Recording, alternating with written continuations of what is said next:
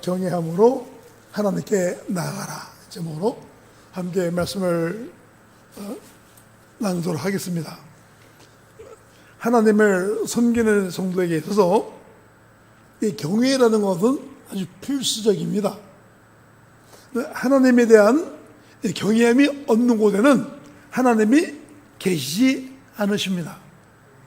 하나님은 최고의 존경, 최고의 높임, 최고의 존중이 없는 곳에는 하나님께서 자신을 드러내시지 않으십니다.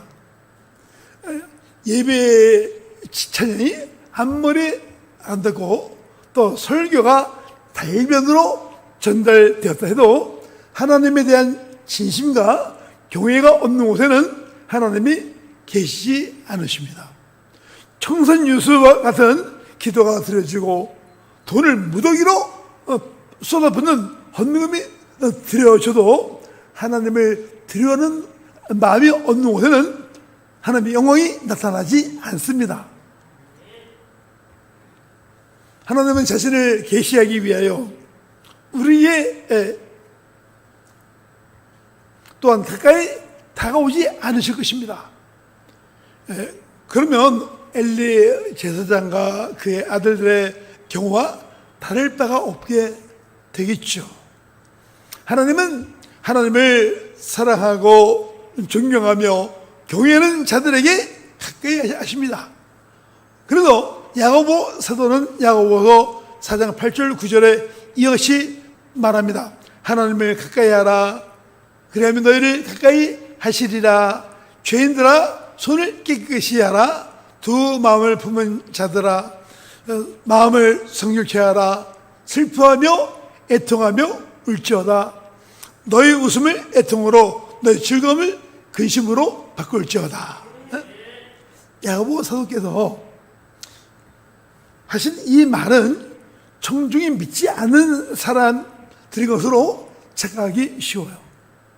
그가 보낸 서신의 수치는 형제들입니다. 즉 신자들이에요. 소위 거듭난 자들에게 하시는 말씀이에요. 물론 야고보서 4장 8절에 나오는 죄인들아, 이 말은 불신자들을 지칭하기에 합당한 용어예요. 그러나 종종 기독교인들에게도 통용되는 용어예요. 이 야고보서의 문맥에서는 반복적으로 그릇된 일을 행하는 사람 내지는 그릇된 사고를 가진 사람들을 가리킵니다. 두 마음을 품은 자들아, 이런 그 표현을 볼 때도 세상의 욕심과 또 신앙의 정결사에 양다리를 걸치고 있는 신자를 지적하는 것 같습니다. 그들은 올바른 믿음의 궤도에서 벗어난 자들입니다. 주님을 경외함은 마음으로부터 시작하지만 결국 외부적인 행동으로 그 결과가 나타납니다. 겉으로 하나님을 가까이 하는 척 하지만 사실은 하나님과 멀리 하는 자들에 대하여 이사야 선지자가 이렇게 말합니다. 주께서 이르시되 이 백성이 입으로는 나를 가까이 하며 입술로는 나를 공경하나 그들의 마음은 내게서 멀리 떠났나니 그들이 나를 경외함은 사람의 계명으로 가르침을 받았을 뿐이다. 이게 말. 우리는 하나님 앞에 나갈 때 경외함을 가지고 나가야 합니다. 경외함 없이 하나님 앞으로 나갈 때 어떤 일이 일어날까요? 그 예는 아론의 두 아들입니다. 성막이 완성되기 전에 하나님은 모세에게 오늘 말씀하시죠. 출애굽기 28장 1절에 보면 너는 이스라엘 자손 중 내 형 아론과 아론의 아들들 아론과 아론의 나답과 아비후와 엘리아살과 이다마를 그와 함께 내게로 나오게 하여 나를 섬기는 제사장이라는 직분을 행하게 하라고 하셨어요. 이 아론의 아들들은 특별히 하나님과 사람 사이에서 섬기도록 구별받은 사람이에요. 그들은 하나님 앞으로 가까이 다가가도록 허락을 받았습니다. 그들은 일정한 제사 의식을 통하여 하나님 앞에 나갔으며 또 그러한 특정한 제사 양식은 모세를 통하여 하나님께로부터 받았습니다. 아론의 아들들은 이 일을 위하여 훈련을 받았고 또 하나님께 복원되었으며 그 결과 하나님의 영광이 회막에 가득했고 그때부터 그들의 사역이 시작이 된 것이죠. 그러나 하나님의 영광이 회막에 나타났는데도 이들 중 두 사람은 왜 단명했는가? 왜 젊은 나이에 죽었는가? 레위기 10장 1절에 그 답이 나와 있어요. 아론의 아들 나답과 아비후가 각기 향로를 가져다가 여기에서 명령하지 않은 다른 불을 담아서 옆에 분양하였더니 아론의 두 아들들은 당치 않은 행동을 보임으로 그 자리에서 죽임을 당하고 말았어요.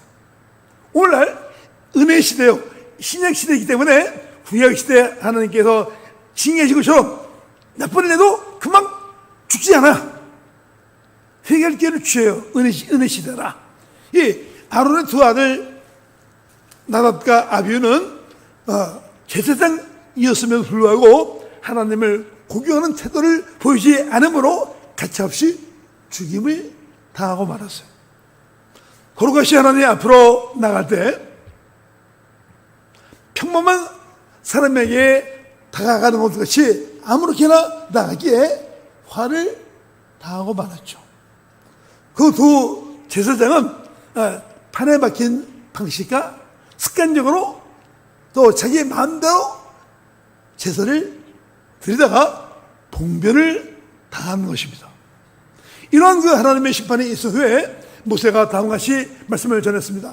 레위기 10장 3절에 모세가 아론에게 이르되 이는 여호와의 말씀이라 이르시기를 나는 나를 가까이 하는 자 중에서 내 거룩함을 나타내겠고 온 백성 앞에서 내 영광을 나타내리라. 모세의 이러한 그 선포는 우주적 선포이며 영원한 선포이기도 합니다. 이 말씀은 시대를 초월하여 영원하며 그 위헌성을 잘 보여주고 있는 것이죠. 하나님께 가까이 하는 자는 하나님의 거룩하심과 그분의 영광을 볼 준비가 되어 있어야 합니다. 이것은 이 세상의 방식이나 또 통념을 넘어선 일이겠죠. 하나님의 임재 앞에서 하나님께 대한 최상의 존경, 이것이 있어야 합니다. 그리고 드리고 떨리는 마음으로 하나님을 경외하는 마음이 있어야겠죠. 오늘날도 사정이 다르지 않습니다. 하나님은 아직도 살아계시고 역사하시며 온 우주의 주제가 되시며 모든 걸 다스리시는 전능자 하나님이십니다. 그 하나님은 거룩한 하나님이셔요. 경망스러운 태도로는 하나님의 존전으로 나갈 수 없다.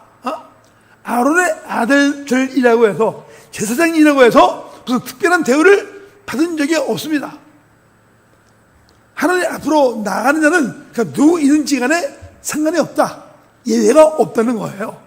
심판을 자초할 짓을 하면은 심판을 받아야 한다. 그들은 모세의 주가요 아론의 아들들이에요. 그들은 직책이 제사장이에요. 그럼에도 불구하고 하나님은 정의롭고 거룩한 하나님이시기에 봐주는 것이 없다는 거예요. 사실 모세는 아론과 생존한 두 명의 다른 아들들에게 억울해하지 말라고 당부합니다. 그런데 그런 날에는 그들까지도 죽임을 당하게 될지 모르기 때문이죠. 죽은 두 아들의 그 행위는 너무나 부끄럽고 치욕스러운 일이었기에 그 시체를 지연령 밖으로 끌어내어 장사를 했습니다. 하나님께서 내리신 그 지시를 무시하고 경솔히 여긴 아론의 두 아들의 본보기가 우리에게 시사하는 바가 매우 크죠. 하나님을 경외함이 부재한 관계로 두 아들은 경솔한 행동을 하였고 그 결과 하나님께 불순종하기 이르렀습니다. 그러므로 살펴본 바와 같이 불순종의 근원이란 바로 하나님을 경외하지 않는 마음에 있음을 알 수 있어요. 성도에 의해서 하나님을 경외하는 그 마음이 얼마나 중요한지 알 수 있습니다. 그런데 이 경외는 그 용어가 이 신약시대에 사는 우리에게 좀 어울리지 않은 것처럼 느껴져죠. 경외하면 구약시대의 산물이고 구약시대에 사는 성도에 해당되는 말이지 우리에게는 좀 맞지 않는 것처럼 들려질지 모르지만 하나님을 경외하는 그 믿음이 성도에게 힘이요 능력이요 실력임을 알아야 합니다. 그러므로 오늘 우리 이 시간 본문에서 살펴본 바와 같이 이 불순종의 그런 바로 하나님을 경외하지 않는 마음에 있음을 우리가 알고 우리가 날마다 깨어 기도하고 하나님을 성도에 들고 떨림으로 또 존경하는 마음으로 하나님을 우리가 잘 섬기는 자가 되어야 되겠다. 성도에게도 하나님을 경외하는 것이 얼마나 중요한지 알 수 있습니다. 여러분들 우리가 성북구청장 7월 1일 날 이제 새로 임무가 시작이 됐어요. 근데 구청장 취임 시간인데 축하로 오실 분들 연락이 왔어요. 몇 시까지 미리 입장하십시오. 구청장 취임 시기도 몇 시 전에 미리 와서 앉으래. 대통령 주정기도에 가면요 2시간 전에 미리 가야 돼. 가서 검문 수색대 통과하면은 자리가 있어가지고 안내를 해. 아무 자리나 못 앉아. 미리 가서 앉아 있고 다 준비한 다음에 대통령 주정기도회를 시작하는 걸 봤는데, 또 우리가 하나님을 우리가 어떻게 믿는가? 하나님의 백성이라고 말하는 우리가 하나님을 경외하는 마음이 있는가? 하나님을 경외하는 그 믿음이 실력이요, 힘이요, 능력이라고 했는데 많은 신자들이 별로 그 말씀 마음에 새기지 않습니다. 그냥 자기 마음대로 믿어요. 자기 마음대로. 현대 기독교의 신앙은 자기 나름대로의 믿음이지 기가 쓰이는 믿음이 아니에요. 이게. 오늘 우리가 하나님을 섬기면서 이 아론의 아들, 이 두 아들은 제사장임에도 불구하고 그들의 자기 습관적으로 자기 방식대로 편리한 대로 자기 의지대로 하다가 죽임을 당하고 말았다. 우리가 요즘 하나님을 믿으면서 마이웨이라는 것이 얼마나 위험한가. 여러분들 우리가 성경의 말씀에 하나님을 믿는 그 신앙인이 어떻게 하나님을 섬기게 되는지 이게 다 청소년이 그리스도 얘기해요. 설교도가 이 말씀을 따라 순종하면 되는 거예요. 근데 교회에 나와도 죽을 때까지 성경 한 번도 못 읽고 그냥 죽는다면 얼마나 억울해. 우리가 하나님 앞에 충성하지 않고 그냥 간다면 얼마나 억울합니까? 제가 그랬어요. 제 이런 말 했죠. 학교 다니면서 도서관에서 불을 밝히고 밤을 새워보지 않고 학생실 끝나면 얼마나 억울해. 학교 다니면 도서관에도 제일 먼저 가서 자리 잡아놓고 제일 늦게까지 불 꺼질 때까지 공부하다가 나와야 좀 기분도 좋지. 교회 다니면서도 믿음이 있는 사람으로 인정받지 못하고 자기 나름대로 신앙생활 하다가 끝나면 얼마나 부끄러워요. 이게요. 우리가 좀 제정신을 찾으면 좋겠다.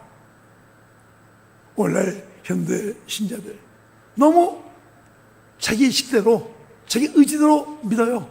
그러니까 우리 주님께서 인자가 올 때 믿음을 보겠느냐. 여러분들 저를 위해서 신앙생활 하십니까?